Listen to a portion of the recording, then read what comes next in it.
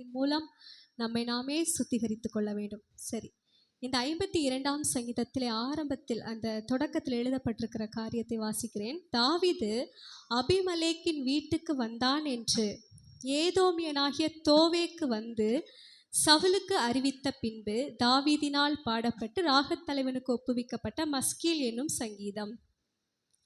மஸ்கீல் அப்படின்னா அது எபிரேய வார்த்தையில் ஒரு இசைத்தொடர், ஒரு மியூசிக்கல் டேர்ம் அப்படின்னு சொல்கிறாங்க. இதோடைய அர்த்தம் என்னென்னா, ஞானவான்களாக மாற்றுகிறதற்கு, ஒருவரை புத்திசாலியாக மாற்றுகிறதற்கு பாடப்படுகிற போதக சங்கீதம், இல்லைன்னா தியான சங்கீதம் அப்படின்னு சொல்லலாம். அப்போ அநேக சங்கீதங்களில் இந்த மஸ்கீல் என்கிற வார்த்தையை நாம் கவனிக்க முடியும். அந்த சங்கீதங்களெல்லாம் எப்படி இருக்கும்? போதிக்கிற மாதிரி இருக்கும், போதக சங்கீதமாக இருக்கும். சில சங்கீதங்கள் துதிக்கிறது மாதிரி இருக்கும், சில சங்கீதங்கள் ஜெபங்களாக இருக்கும், சிலது இயேசுவை குறித்ததான தீர்க்க தரிசன வார்த்தைகளாக இருக்கும், சில சங்கீதங்கள் பாருங்கள் போதிக்கிற சங்கீதங்களாக கூட இருக்கிறது. இது ஒரு போதனை சங்கீதம், சரியா? அதில் தாவீது அபிமலேக்கின் வீட்டுக்கு, அபிமலேக்கு யாருன்னா இந்த காரியம் 1 சாமுவேல் 21ஆம் அதிகாரம் 22ஆம் அதிகாரம் இந்த 2 அதிகாரங்களில் காணப்படுகிறது. இது யார், இந்த அபிமலேக்கு யார், இந்த தோவேக்கு யாருன்னு என்று எழுதப்பட்டிருக்கு. இந்த காரியத்தை நான் உங்களுக்கு சொல்லித்தர விரும்புகிறேன். அபிமலேக்கு என்கிறவன் ஒரு ஆசாரியன். தாவீது சவுலுக்கு பயந்து அநேக இடங்களுக்கு ஓடிக்கொண்டே இருக்கிறான், பயந்து பயந்து ஒளிந்து கொண்டே இருக்கிறான். அப்பொழுது நோப் என்கிற இடத்திலே இந்த அகிமலேக்கு வாழ்ந்து கொண்டிருந்தான். அந்த இடத்துல இந்த தாவீது போய் சேருகிறார். போய் அப்பம் கேட்கிறார், அவரும் அப்பத்தை கொடுக்குறாரு. கோலியாத்தின் பட்டயம் அவனிடத்தில் இருந்தது, அந்த பட்டயத்தை தாவீதின் கரத்தில் கொடுக்குறாரு. இதை யார் பார்த்தது அப்படின்னா, தோவேக்கு என்கிற ஒரு மனிதன் பார்த்தான். அந்த தோவேக்கு யாருன்னா சவுலின் மேய்ப்பர்களுக்கு தலைவன். யாரு தோவேக்கு? யாரு? சவுலின் மேய்ப்பர்களுக்கு தலைவனாக இருந்தான். அவன் ஒரு வேலைக்காரன், சவுலின் வேலைக்காரன். இவனை பார்த்து விட்டான், தாவீதை பார்த்து விட்டு நேரே சவுலிடத்தில் போய் சொல்லிவிட்டான், இந்த மாதிரி அகிமலேக்கை தாவீது பார்க்க வந்தார், அகிமலேக்கு அவருக்கு அப்பத்தை கொடுத்தார், பட்டயத்தை கொடுத்தார் என்றெல்லாம் அவர் சொல்லி கொடுத்து விட்டார். உடனே தாவீது என்ன செய்தார்? அந்த ஆசாரியர்கள் எல்லாரையும், வெறும் அபிமலேக்கை மாத்திரமல்ல, அவன் தகப்பன் வீட்டிலிருந்த எல்லா ஆசாரியர்களையும் வரவழைத்து ஏறக்குறைய 85 பேர் இருந்தார்கள். அதில் நீங்கள் ஏன் தாவீதை என்னிடத்தில் காட்டி கொடுக்கவில்லை, ஏன் அவனை தப்ப விட்டீர்கள் என்று சொல்லி அந்த 85 பேரையும் அந்த ராஜா, சவுல் ராஜா கொன்று போடுகிறதற்கு தன்னுடைய சேவகரிடத்தில் சொல்லுகிறான், தன்னை சுற்றி இருக்கிற வேலைக்காரர்களிடத்தில் சொல்லுகிறான். ஆனால் அவர்கள் ஆசாரியர்கள் என்பதனால வேலைக்காரர்கள் அவர்களை கொலை செய்கிறதற்கு பயந்தார்கள். உடனே தோவேக்கை பார்த்தே சொல்லுகிறார் சவுல், நீ கொன்று போடு அப்படி. உடனே அந்த தோவேக்கு எல்லாரையும் சங்கரித்து போட்டான். அதிலிருந்து அபிமலேக்கின் ஒரு குமாரன் அபியத்தார் என்கிறவன் தாவீது கிட்ட தப்பி ஓடிப்போனான். ஓடிப்போய் இந்த காரியத்தை எல்லாம் அறிவித்தான். அறிவித்த உடனே, இந்த காரியம் என் நிமித்தமாக தான் வந்தது, நீ எல்லாரையும் இழந்தது என் நிமித்தமாக தான், அதனால் நீ என்னோடே கூட இரு, நான் உனக்கு ஆதரவாக இருப்பேன் என்று சொல்லி சமாதானம் சொல்லி தாவீது அந்த அபியத்தாரை தன்னோடு கூட வைத்து கொண்டான். யாரு? அபியத்தாரை. உங்களுக்கு புரிஞ்சுதா இந்த காரியம்?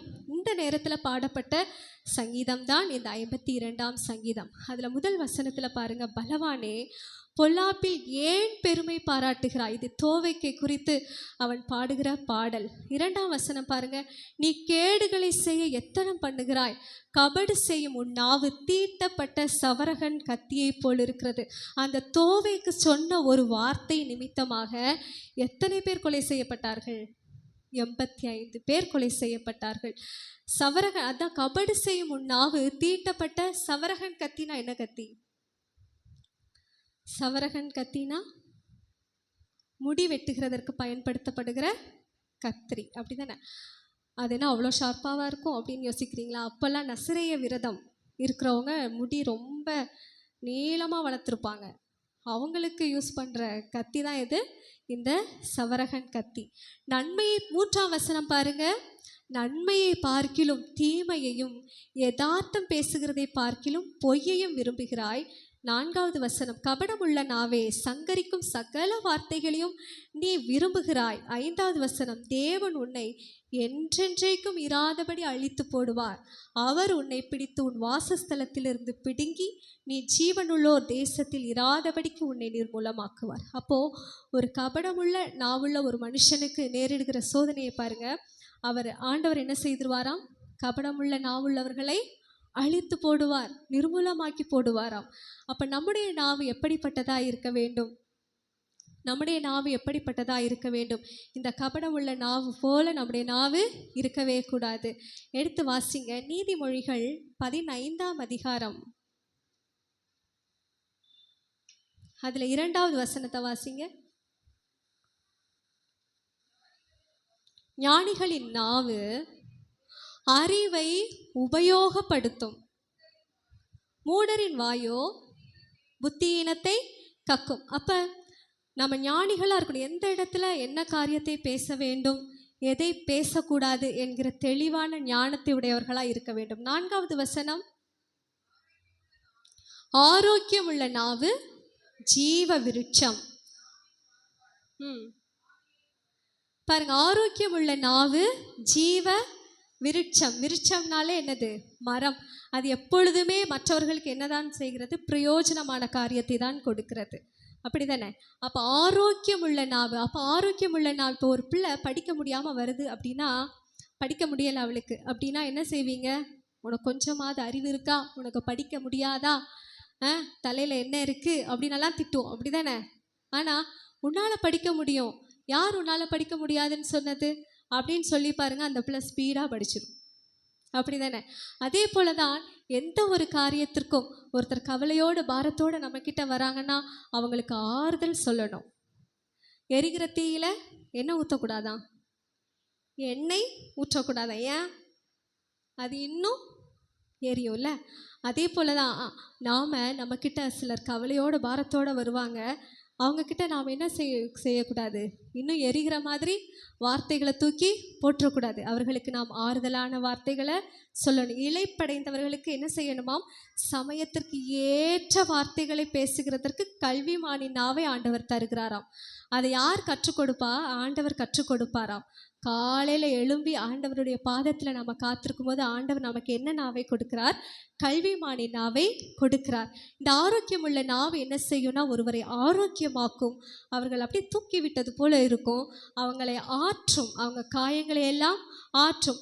ஆண்டவராகிய இயேசு கிறிஸ்து பாருங்க எப்படிப்பட்ட வார்த்தைகளை பேசினார். அவர் ஆறுதல் நிறைந்த வார்த்தைகளை பேசினார், கிருபை நிறைந்த வார்த்தைகளை பேசினார். பாவியாகிய ஸ்திரீயை கொண்டு வராங்க. அப்போ பாவியாகிய ஸ்திரீயின் இடத்துல ஆண்டவர், நீ ஏன் பாவம் செஞ்ச? உனக்கு பாவம் செய்யக்கூடாதுன்னு தெரியாதா? பாவம் செய்தவர்களுக்கு என்ன தண்டனை இருக்குன்னு தெரியாதா? அப்படி என்னெல்லாம் கேட்கவே இல்லை. அவர் என்ன சொன்னார்? ஒரே ஒரு வார்த்தை, இனி பாவம் செய்யாதே அப்படின்னு சொன்னார். மார்த்தாளும் மரியாளும் லாசருவை இழந்து போய் அழுது கொண்டிருக்கிறார்கள். அப்போ என்ன சொன்னார்? நீ விசுவாசித்தால் தேவனுடைய மகிமையை காண்பாய். இப்படி ஆண்டவருடைய வார்த்தைகள் ரொம்ப சுருக்கமாகவும் பிரயோஜனமாகவும் மற்றவர்களுக்கு ஆறுதல் அளிக்கிறதாகவும் அவர்களை ஊக்குவிப்பதாகவும் ஆரோக்கியமாக்குகிறதாகவும் இருந்தது. இதே போல நம்முடைய வாயின் வார்த்தைகளும் மாற வேண்டும். நாம் அநேக சங்கரிக்கும் வார்த்தைகளை பேசிக்கொண்டிருக்கிறோம். நம்முடைய வார்த்தைகளினால, சங்கரிக்கும் வார்த்தைகளினால அநேகருடைய உறவுகளை நாம் என்ன செய்கிறோம்? முறித்து விடுகிறோம். இனி அப்படிப்பட்ட வார்த்தைகளை நாம் பேசவே கூடாது. கர்த்தருடைய சத்தியத்தை அறிந்த நாம் இனி அப்படிப்பட்ட வார்த்தைகளை நாம் பேசவே கூடாது. என்ன வார்த்தைகள் தான் பேச வேண்டும்?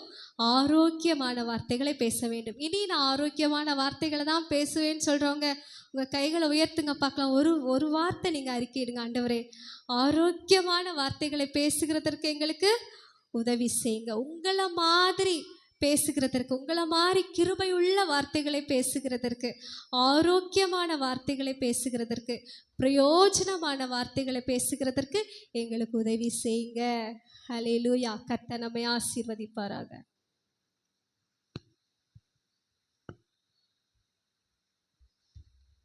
யாராவது சாட்சிக்காக இருந்தால் சொல்லலாம்.